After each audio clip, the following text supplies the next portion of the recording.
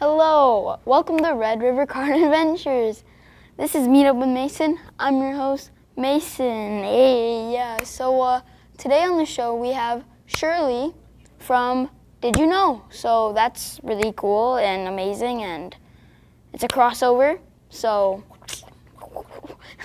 welcome, Shirley. Thank you so much, Mason, for having me on this show. This is very cool. Thank you for wanting to interview me. So, I have a couple things to tell you before I start. Number one, I'm loud. Okay. Number two, I talk a lot. Okay. Number three, I ask a lot of questions. Okay. So, this is supposed to be your interview. Make sure you ask me lots of questions, okay? We'll let you start so that I don't ask all the questions. Okay. All right. I'm all ready. First question. How was your day? You know what? Today's been good. I was super tired when I woke up, but I think I'm awake now. I see. Good question. Yeah, and then one more question. What's 1 + 1? 2. I see. That's good. I didn't know that. Okay, well, I understand you're going to grade 7? Yeah. Okay, I'm going to teach you something really quick. All right. 1 + 1 is 1. Okay. 2 + 2 is 2. Okay. And then it keeps going. So now you know math, and now you can do grade 7 math, okay? Let's go. First try everything. Grade 7. Yep. Do you have to move to a new school? No. Okay, well that's nice. That's nice. When will you have to move schools? When I go into grade 9. Okay. So, do you know, is your school going to go like half and half because of COVID? I don't know. I don't think so. Okay. My kid, I have a kid in grade 12. Her school, they only go half time. So one group goes the Mondays and Tuesdays, the other group goes the Thursdays and Fridays, and they switch off Wednesdays. I see. Yeah. COVID's kind of crazy, eh? Yeah. Do you have back to school masks? Yeah, I do. Yeah. So. We have a bucket of masks at my house. So when they're clean, they all go in that bucket and take a mask and go for the day with it. I see. So, yeah, COVID really did screw a lot of people with their jobs. Yeah. And then lots of other fun things that's not happening. And did you have things canceled because of COVID? Yeah, I did. So that's kind of sad. Mm-hmm. Well, since we are doing this fabulous meetup with Mason, with this fabulous Mason, who is fabulous and oh so Métis, let's talk about some Métis stuff. All so, right. Mason, are you Métis? Yes, I am. Okay, how are you Métis? I don't know. Is your mom Métis? Is your dad Métis? Yes, my mom is. My mom is Métis. Okay. So. And some people know lots. Some people know a little bit, and some people are just learning. Where would you say you are about being Métis? A little. Okay. So tell me what kind of stuff you know. Or you like about being Métis. I know about L'Oreal, I don't know. That's good. You just finished grade 6. You should know about L'Oreal. I used to be a grade 5-6 teacher. And I actually loved grade 5-6 because that's when you learn about Métis people in social studies. I learned about the Red River Resistance and all that, so yeah. You know, I actually learned myself about being Métis when I was in grade 5. I didn't actually know I was Métis until I was in grade 5. And it's because of school. Because in school, we learned about the Red River Resistance. We learned about the victory at Seven Oaks. We learned about fur trade. And I actually went home at lunch and I said to my mom, "Are we Métis?" And she's like, "What do you mean?" My dad is Ojibwe. So I said, "Well, Dad's Ojibwe and ma mère, my mom's mom, ma mère speaks French. Are we Métis?" I thought French plus First Nations must equal Métis. And she said, "Yes, we are Métis, but not because of your dad." So my ma mère and papa are Métis, and my mom is Métis, and then I'm Métis. So that's how I learned. I didn't learn until I was grade 5. How did you learn? I don't know. My mom just told me that, she was like, oh, you're Métis. And I was like, okay. That's cool. That's cool. Yeah. Well, since you've been doing all these shows, you got to learn a bunch of Métis stuff now, eh? Yeah. What kind of stuff? Like about a Red River cart, which was recently, like 2 weeks ago, a week ago. Okay. That was cool. And then I did, what else did I do? I don't know. It's been did magic stuff. Oh, that's cool. With a Métis magician, Ooh, which was cool. So that's like a bonus. Wait, are you saying that not all Métis people wear sashes and fiddles and walk around in their Red River carts all day? No, not all people. So. And some of them are magicians. Yeah. And then we made some bannock, which was good. We did some jigging. So, yeah. Cool. Well, you're lucky. I didn't learn how to jig till I was an adult. When I went to university, and I started working here at the Louis Riel Institute, a lady named Jackie taught us how to jig. I see. And that was the first time. But bannock, my mom made bannock all the time growing up. We always had bannock. And for a special treat, have you ever had fried bannock? Yeah, I have. Okay, that was a huge treat in our house. My mom would make the bannock, and she'd use a cup or a glass and cut them out into the shapes she wanted them. Then she'd have to take a knife and cut a hole down the middle. And then it was kind of like deep frying, but in the olden days, my mom would fill a pan with oil and drop those bannocks in. And as each one came out, we would have that for supper on a special day. So she'd give us the bannock, she'd give us butter and meat and whatever else was going to be part of the sandwich, and she'd keep cooking them. And by the time the first person was done their bannock, they wanted seconds. But the last person hadn't even had their bannock yet. Oh. Because in my family, there were 8 people.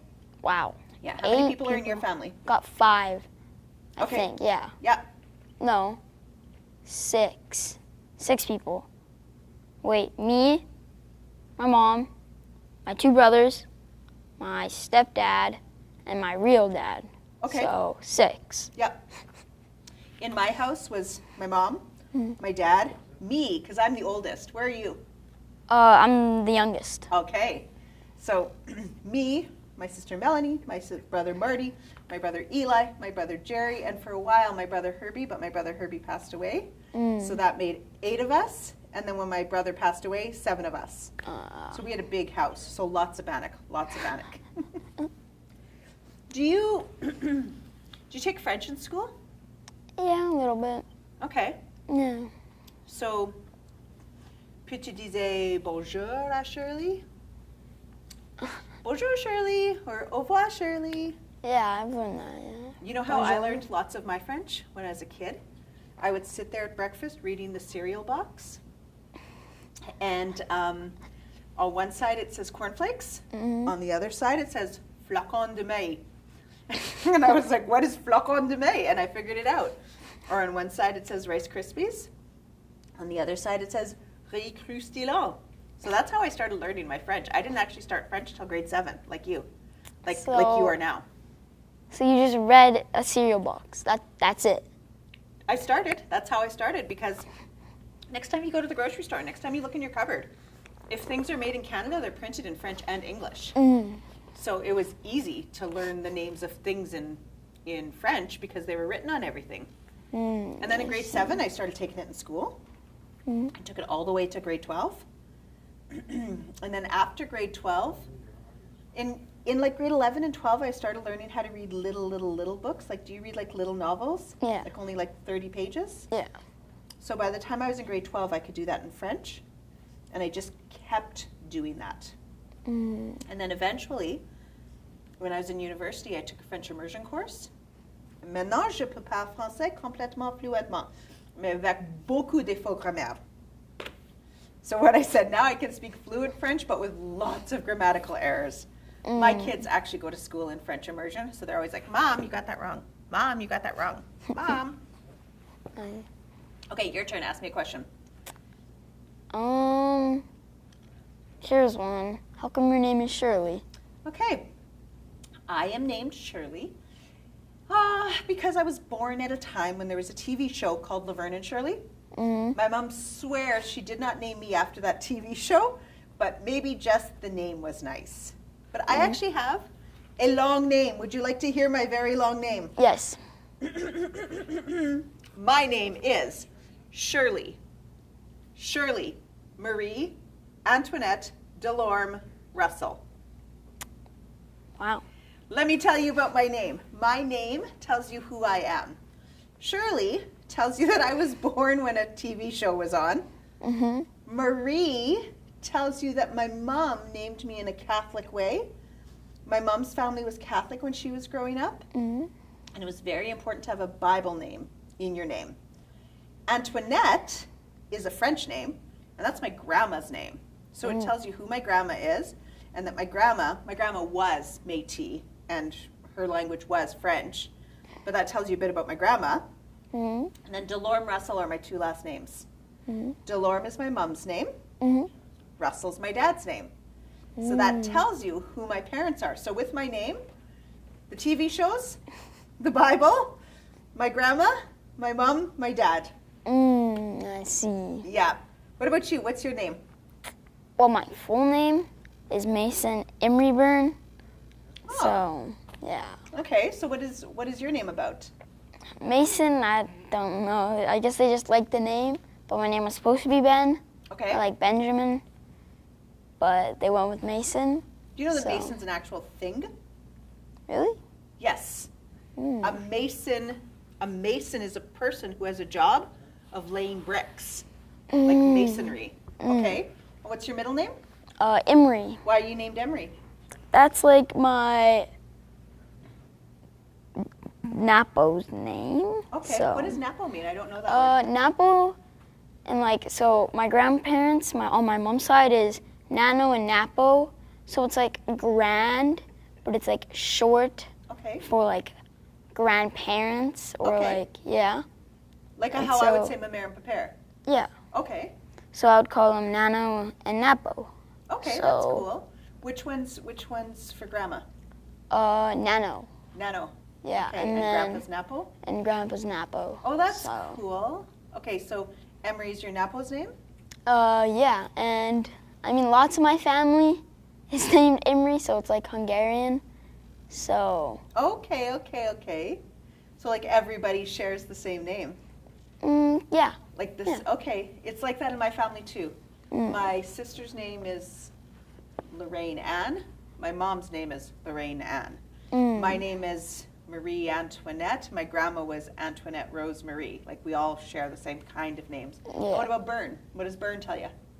It's my dad's last name, so it's Irish, and it's like probably one of the most common Irish last names. Oh yeah? Yeah, so I'm 50% Irish. Very cool. Very cool. So do you know that Irish people jig too? And Irish people play the fiddle too? I did not So know the now fiddle. you can jig and fiddle on both sides of your heritage. Yeah. That's cool. Okay. Do you have any kids? No. Do you have any kids? I do. I have two of them. One is 17 and one is 19. Wow. So the 17-year-old starts grade 12 this week on Thursday. It's a little Wow. crazy. Grade 12. Yeah. That's How old are your brothers? Dylan is 14 going into grade 9. Okay. So first year in like high school, I guess, in Yeah. a school. And then Josh is going into grade 11, I think. Okay. So, yeah, he's 16.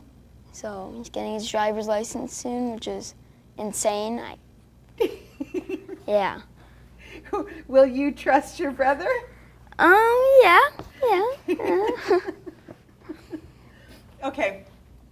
So we've talked about being Métis, French, names, math. What you've done in your... Ooh, ask me about my job. Oh yeah, what's your job? Okay. I have a very long name, also a very long title, also a very long business place. So let me tell you the whole thing. Sometimes when I go do presentation, in the olden days, Mason, when I did presentations, when there wasn't a pandemic, I would tell people my whole long name. So it's Shirley Marie Antoinette Delorme Russell. And then I tell you what that means. And I am the instructor of Métis history and culture. That means if you need to learn about this stuff, I'm one of the people you call. Okay? So I'm Shirley Delorme Russell, of the instructor of Métis history and culture at the Louis Riel Institute. That tells you where I work. And that the Louis Riel Institute is part of the Manitoba Métis Federation. Wow. So I'm Shirley Delorme Russell, instructor of Métis culture and history of the Louis Riel Institute of the Manitoba Métis Federation. Wow. That's a long name. That's actually not how I started out here, though. Mason, let me tell you this cool story. I started here while I was in university. And how I ended up coming here was because I was in university and I was looking for scholarships and bursaries. And one of the people who worked here was writing me a letter. You know, oh yes, I know her, she's good, yes, you should give her a scholarship. And she said to her boss, hey, we have all these scholarships at the Louis Riel Institute. We could get this girl to help. So I came here and it was my job to help students find money to pay for school. I was really lucky, Mason. So I went to 5 years of university. 5 years, wow. Yes. So this one, I went to Red River College and I studied Cree. This one, I went to Red River College and I studied Cree. That took me 2 years. Then I went to the University of Winnipeg and studied history. And then this year I studied history and education. And then this year, all education. So that by the time I was done, I had a Bachelor of Arts with a Diploma of Aboriginal Languages and a Bachelor of Education. What does a Bachelor of Education let you be? I'm guessing a teacher. Good job, which is exactly what I did. I taught grade 5, 6 for a while. I helped high school students for a while. But most of my time being a teacher has been at the Louis Riel Institute, teaching other people about being Métis. That's pretty interesting. Okay, so while I was in university and I was helping people here find money to pay for school, I got so much money. You can't even guess. All of that helped pay for my university, because university can be expensive. Can I give you a number? Can you guess? Probably like 2,000, Way 1,000. Really? Way more. Is it in the 10,000s? Way more. What? Like 50,000? Exactly. $50,000 worth of scholarships. I'll tell you how I got them.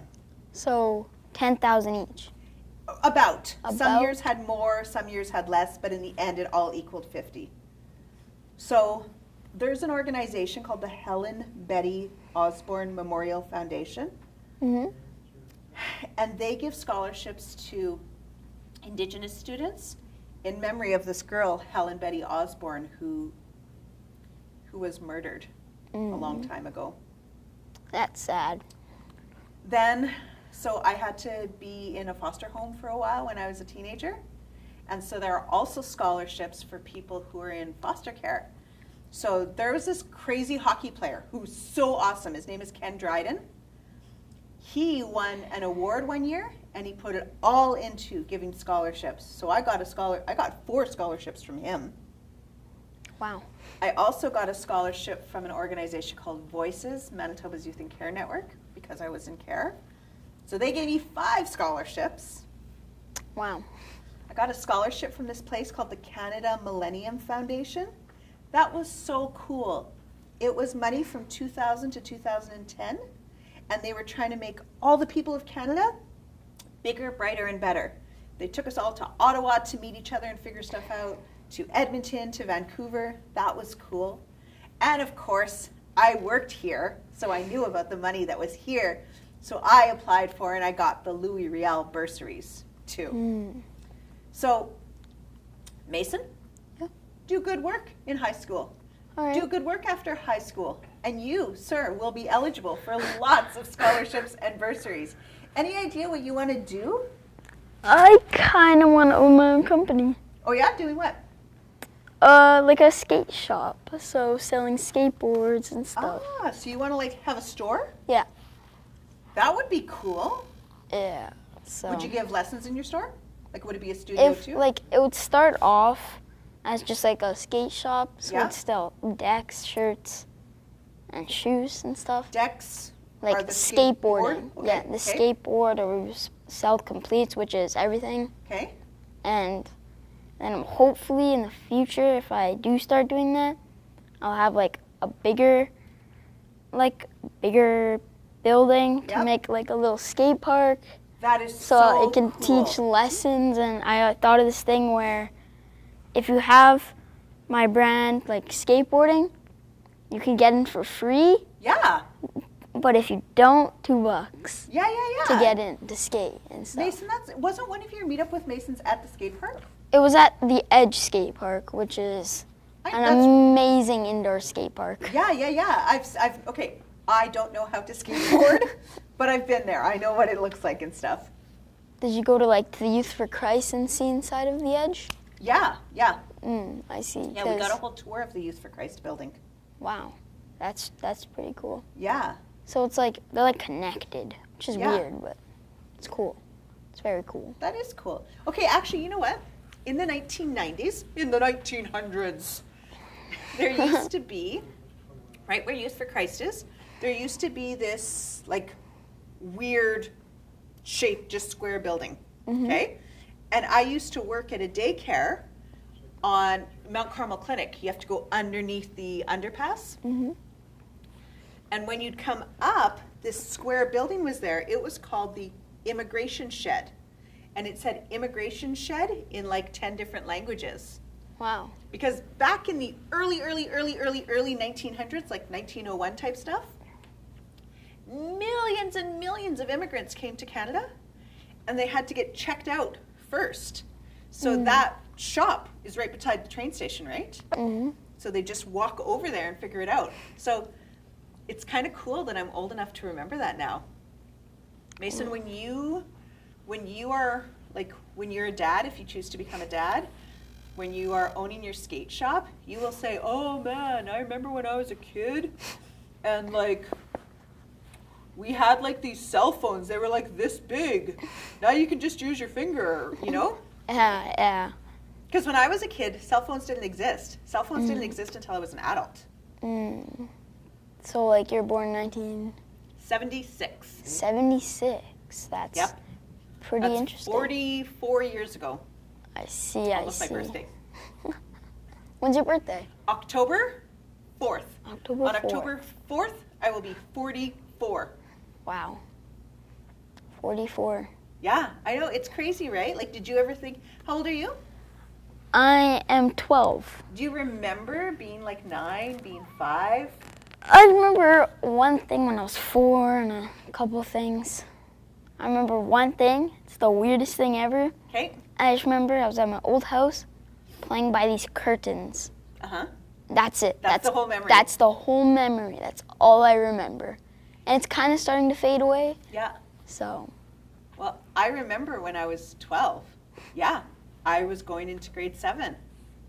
I remember going into grade 7. My school, same thing, I didn't have to move schools. And it was weird because we got to go on the 3rd floor, right? We were like the big kids. And we didn't get recess anymore. Are you going to get recess? Nope. Breaks. 5-minute breaks. Just So, 5 minutes, eh? yeah. Which, I'm used to it now. Just 5 minutes. Okay. Usually when it's 5 minutes, I don't do what they say, like, oh, just go to your locker or something. They say it's like Mr. Cisco, which was my old teacher, was like, oh, you can only go to your locker and back. But it's like 5 minutes. You can really do whatever for like 5 minutes. Can you skateboard? No. Okay. So, and our school, for the whole of last year, we could not go to McDonald's or 7-Eleven. Ah, So is that close to your school?